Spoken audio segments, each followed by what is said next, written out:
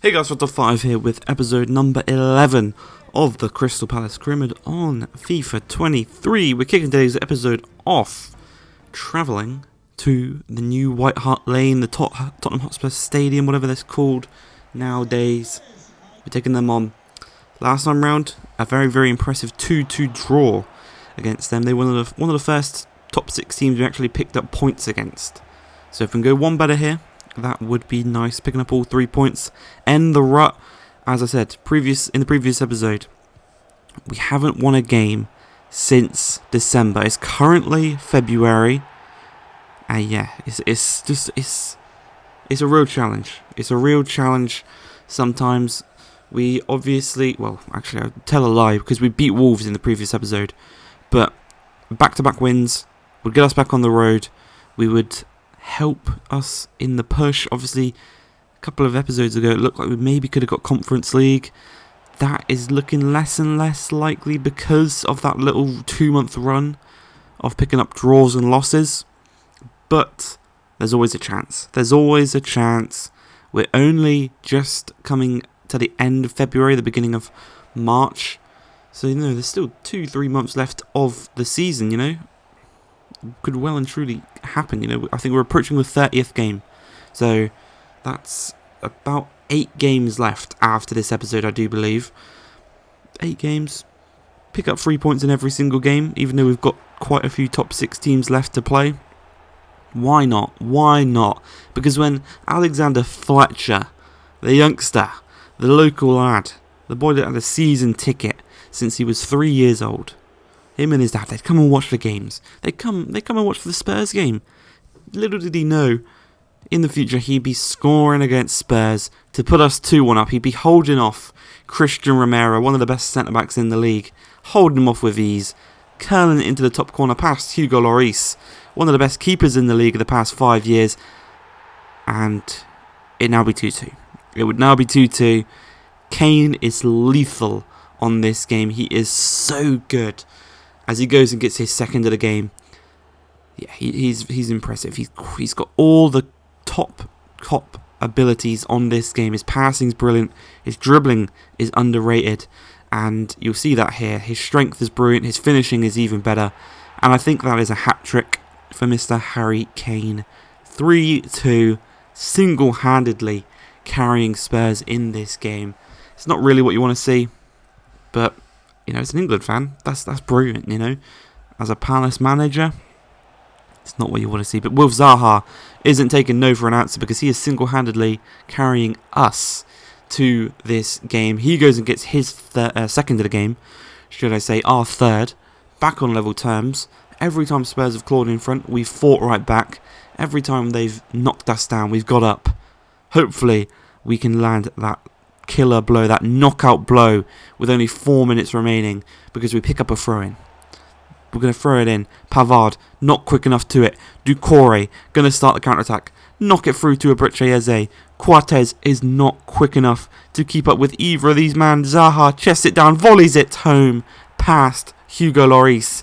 4-3. There is 2 hat-trick goal scorers in this game. Wilfried ZAHA is the winning hat-trick winner.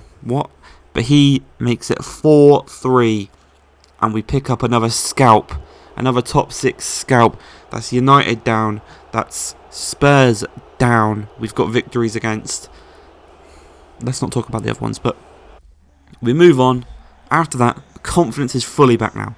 A 3-1 against Wolves, a 4-3 against Spurs. We now come into this game against Fulham, and a newly promoted team. Got to be beating them.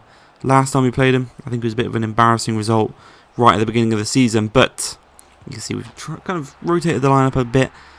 ZAHA's gone out onto the left. Edouard, he wanted a game, put him up striker, and he goes and gets an assist for Olise, who I feel like hasn't scored in a while. Knowing that he probably scored in the previous episode, I just can't remember.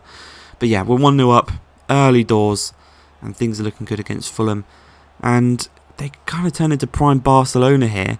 Thankfully, they didn't have Messi up top, they had Solomon, and we can get it away, and we can start something as ZAHA flicks it over his head.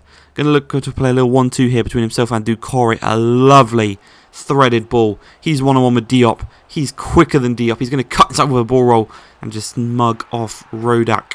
Lovely finish. The ball roll into a stronger foot, slots it past the other keeper, makes it 2-0, doubles our lead, continues the most incredible goal-scoring form this season. I think he's got 10 goals in 18 games. For a mid-table team, that is insane. But you know, that's Zaha. That's Wolf Zaha for you. He's the best player outside of the top 6. And he's playing for our team as Fletcher gets dispossessed in the midfield just before the brink of half-time. Alario breaking through on goal. Plays it back to Decord over Reed. Paulinho's shot is blocked. We can't quite get it away. It falls back to Alario. And he sneaks it in at the near post past Sam Johnson. Again, it's the keeper. He's conceding silly little goals like that. Thankfully, we've scored twice. And I did the research. I went and had a look. We have scored the third most or fourth most goals in the league. We've conceded the second most behind Brentford, who are in the relegation zone. They're the only team that have conceded more than us this season. But to kick off the second half, lovely bit of news for ourselves as Morgan Sansone picks up a red card. They're down to 10 men. We restore that 2-goal advantage. Wolf Zaha with the assist from Mr. Fletcher. I think he's got a goal contribution in every single game he's played so far in his Crystal Palace career mode, be it a goal, be it an assist.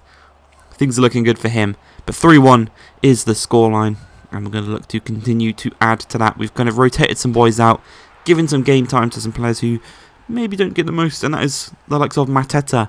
If you remember, a couple of episodes ago, scored with his first touch against Bournemouth, never played again since. Comes on against Fulham, scores again. You know, he's a super duper sub, if you don't mind me saying that.